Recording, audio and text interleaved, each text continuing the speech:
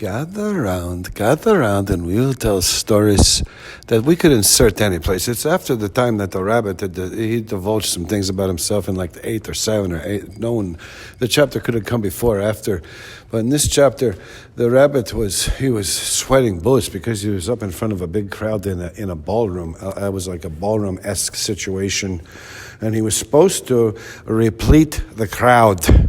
He was supposed to replete the crowd with his aspirations and his recollections of the days he was a famous wrestler.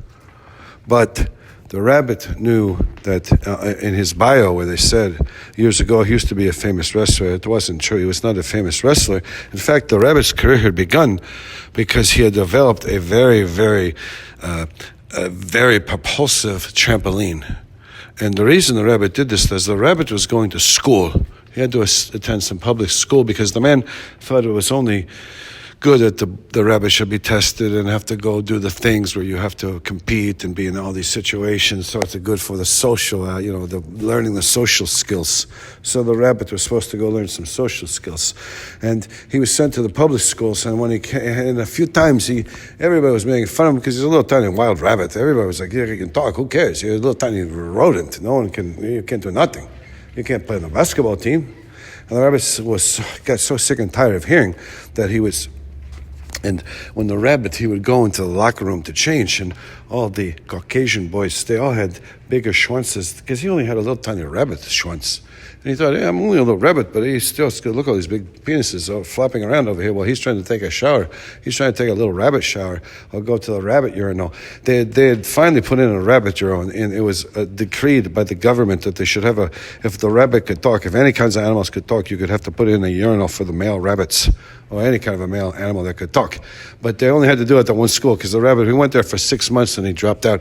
He couldn't take the pressure. He couldn't take the peer pressure. But the rabbit, while he was there, he had devised a trampoline, a little tiny rabbit trampoline, so he could dunk the basketball. He could leap high and dunk the basketball. And this was really exciting. And there was a game when the biggest, tallest kid, he was a Caucasian kid on the basketball team that the rabbit cheered for, the rabbit cheerleader during his one grade of 11th grade. They put him into 11th grade. They could have put him any grade. He could have been from 4th. He could hardly talk. He didn't have a very big vocabulary back then, but he kept struggling, and he did pretty good at the end. He was in the top 1/3 of his class. He was very good because he started at the bottom. He could hardly speak, this rabbit. They could have put him in the 4th grade. They probably should have put him in the 7th or 8th grade, 9th grade tops. They put him straight in the 11th grade. It was very difficult. He joined the cheerleader team, and he was very, very successful in the cheering because everybody loved to see a rabbit talk. Only in the gymnasium, and all these people, no one went out and told everybody else, so everybody, the world could know there's a talking rabbit and the rabbit could become famous. It never happened. He was hoping, this was a devised plan, in his first inkling of a plan. That's why some people put it the chapter before, some people put it the chapter after the other chapter. But, the dog was still there, so do it that way. The dog was still there. The dog was still involved in the story. But as the rabbit was trying to tell the tale, he had devised a trampoline so he could jump up and dunk the basketball. But the best he could do was just jump up and smack it in the air. And he got pretty good at smacking, flying in a kamikaze style, smacking in the basketball. One time it went in, and they cheered, and it was in all the papers. The rabbit had to finally say at the podium, he stood up in front of the podium, he said, hey, I want to tell you all something. This wasn't really a dunk. I smacked into the ball by mistake. I jumped on my trampoline that I devised because I'm kind of like I'm an electrical engineer, energy engineer. I'm an energy engineer, a scientific engineer, so I could devise a trampoline that would propel my little rabbit body if I got a good enough bounce. And I would jump into the trampoline. I could jump up high enough to dunk a basketball, but I never devised. I didn't have enough time in 11th grade. In 6 months in 11th grade, I didn't have enough time to devise arms. I could grasp the basketball and twist and turn and throw it down through the hoop. But I collided with the basketball. If I worked for NASA at the beginning, I would say, this is a pretty good thing. You did a lot of math, you did a lot of equations, and you figured it out. You did a lot of, test runs, and you sacrificed, and you became a test run yourself. You made yourself a test dummy, and you smacked the basketball in front of everybody. And one time during a regional, it wasn't during my own team's game, so it wasn't so dramatic for me. And it wasn't written up, in all of my local papers. It was written up in the national papers because I jumped up and I smacked the back. The ball shot up into the backboard. And it took a really high hop, a really high bounce upwards, and it fell down straight through the hoop. And it was I was credited with the dunk, the first rabbit dunk in the USA, and the third rabbit dunk in the history of the world, which I tried to read. I couldn't read too much about it. I think it was from China or Russia where they would delete these things from the internet so you couldn't partake or understand or hear or listen or know. But anyway, so, what I would say was that my main goal was to become a professional wrestler, because after I dropped out of 11th grade, I took my rabbit, configured technology of the trampoline that could boost a rabbit and skyrocket a rabbit up to try to go 12 feet up in the air to try to dunk a basketball. But I didn't have time to create it would be like a doctor from the Spider-Man thing where the man had the metal arms that came out from behind his back. If I was trying to devise or come up with a plan, I was trying to steal a plan where I could be like Doctor, the guy who had the arms from Spider-Man who could grasp the ball and he could dunk it. But I never got to that point. I never got those arms, those big giant arms, those metal tubular arms, like 6 of them, like a spider. The rabbit told the crowd. But everybody was wondering, so what was this thing where the next step, you had devised a trampoline to try to dunk a basketball, but then you took these technologies after you dropped out of 11th grade, and you came to the man, and you said to the man, I want to take the dog, and I want to go on a tour, and I want to become a professional wrestler. And the man said, rabbit, have you taken up the drinking and the consumption of alcoholic beverages again? And the rabbit said, no, I'm not drinking. I want to take the dog, and I want to travel about the United States of America, and I want to engage in wrestling matches. The rabbit and the dog versus all comers. And we'll offer 500 bounty. If you could defeat us in 13 seconds of the first round, then you get the 500. If not, we keep all of your money in your pockets or your watches or anything. Your rings, don't take all your rings. Empty your pockets, because we're taking your belts, your jeans, your shoes, come in your underwear, your trunks, I don't care. Give me your gloves. I'll cut your hair off and pull your teeth out. If you don't have nothing else, I'll cut your hair and I'll pull your teeth. But the man said, rabbit, I don't think this is a wise decision. I think the road is a very, very perplexing place, and there's nobody. You're out there on your own. You're on your own wits and your own. Sometimes it comes down to the wielding of a switchblade, and the dog is too gentle. The dog cannot go out there and do any of these things. You think the dog could sick.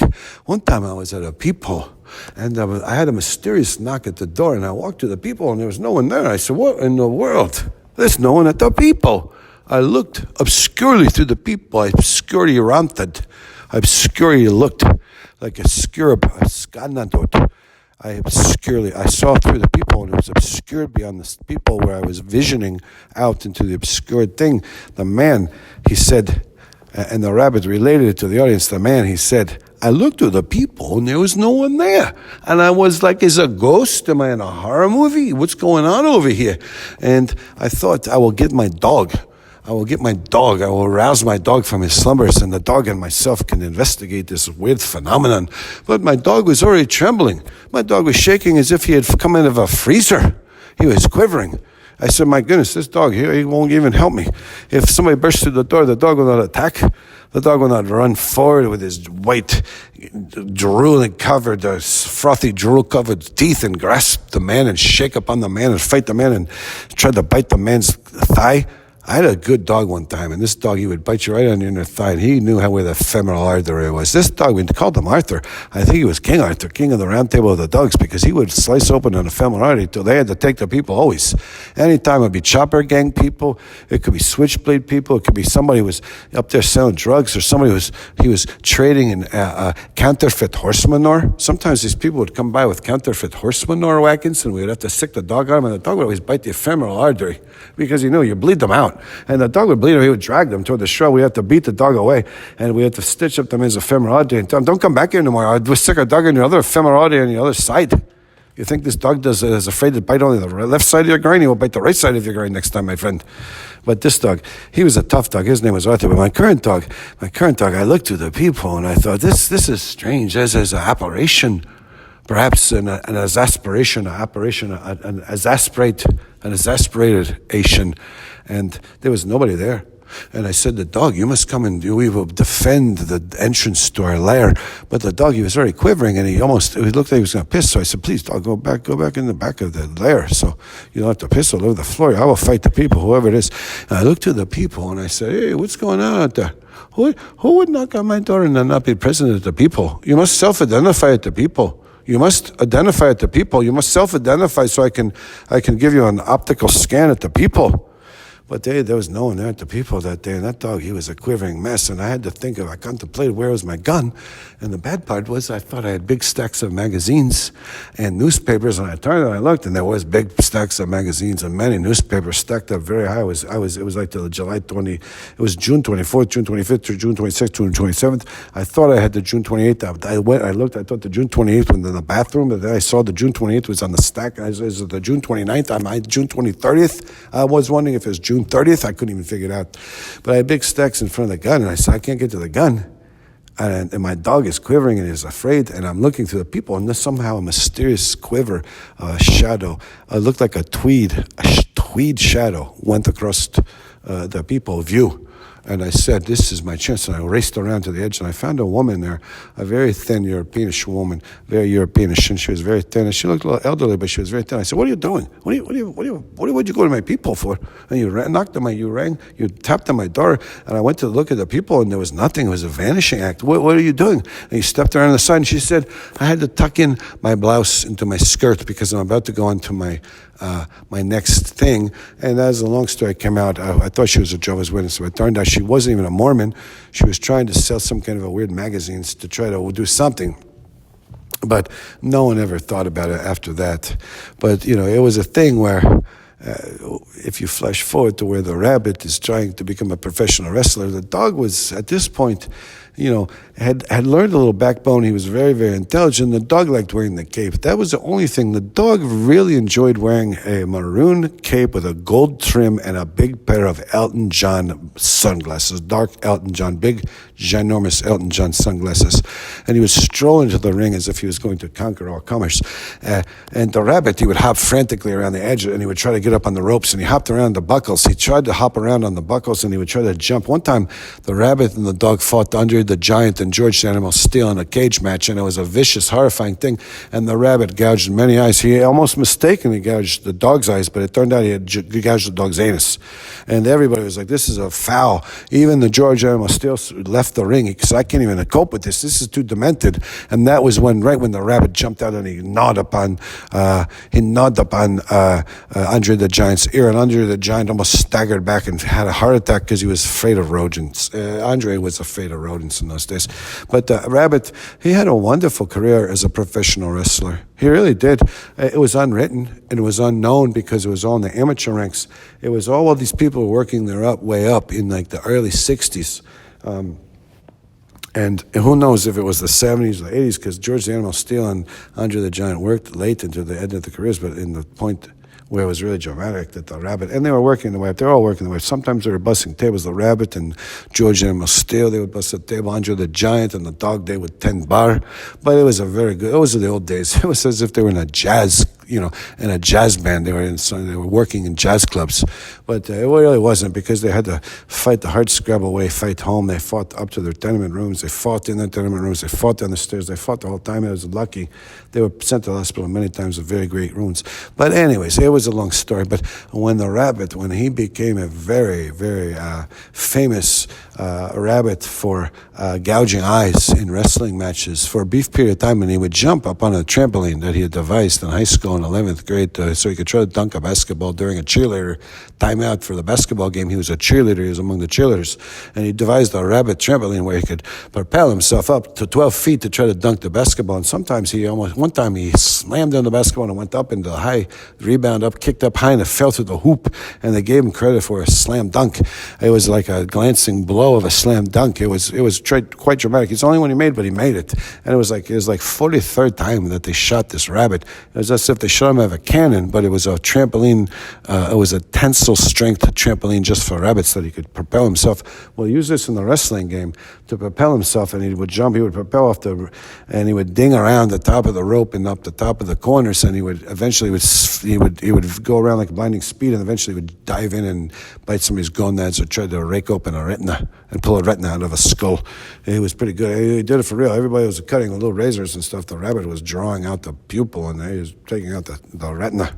And he was, the eye orb, the the ball of the eye, and the glistening ball he would pull out. But anyways, those were things where, with the rabbit in those days, so he was working his way up. So, he fought George Amos Steele, he fought Andre the Giant, he fought Jimmy Superfly Snuka in a match where they both had to ingest 13 Spanish flies and drink a lot of red Kool-Aid before they got to fight. And it was a very gruesome fight. The dog who kept urinating upon Jimmy the Superfly Snuka and his tag team partner, Bob Backlund. Mr. America, his tag team partner, Bob Backlund. So Jimmy the Superfly Snuka, he had as his tag team partner, Mr. America, Bob Backlund. And so Jimmy Superfly and Bob Backlund, they fought the dog and the rabbit. The dog and the rabbit had to take the loss. The dog and the rabbit were the superior athletes, and everyone knew as they fought. This is child's play. The dog and the rabbit are playing with them, and then they got some cheesy thing where they threw some dust, some dish detergent. They squirted it in the retina of the rabbit, and they tried to gouge his eye, but they were so slick, and the dog bit them, and they raced away because they knew they were defeated because they used a foreign element, a foreign substance to sway the ravage into their favor. But anyway, so then he fought the Jimmy Superfly Snuka and the Bob Backlund, Mr. Captain America, and then he fought the Iron Sheik and the guy who had the bagpipes, Roddy Piper. He fought the Iron Sheik and Roddy Piper, and it was a gruesome match. Again, they lost. They've always fushed the dog and the rabbit to lose.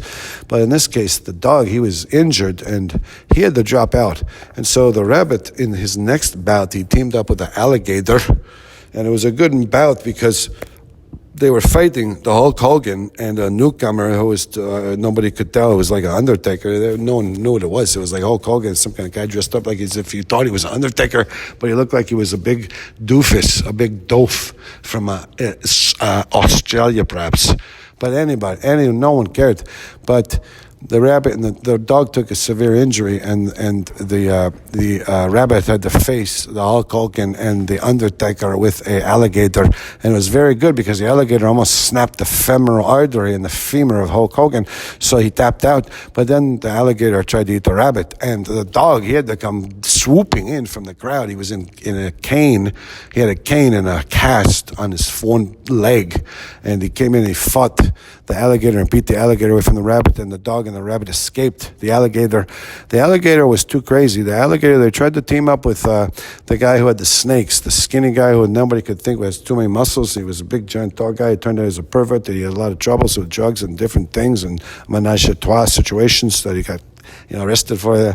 It wasn't that weird in menage a trois. It's like they're all of age. It's the same people. They're dumpy. They're kind of weird people. So they thought, he was the snake, Jake the Snake. It was a Jake the Snake thing with the weak pectoral muscles. A Jake Snake had a weak pectoral muscles and a mullet.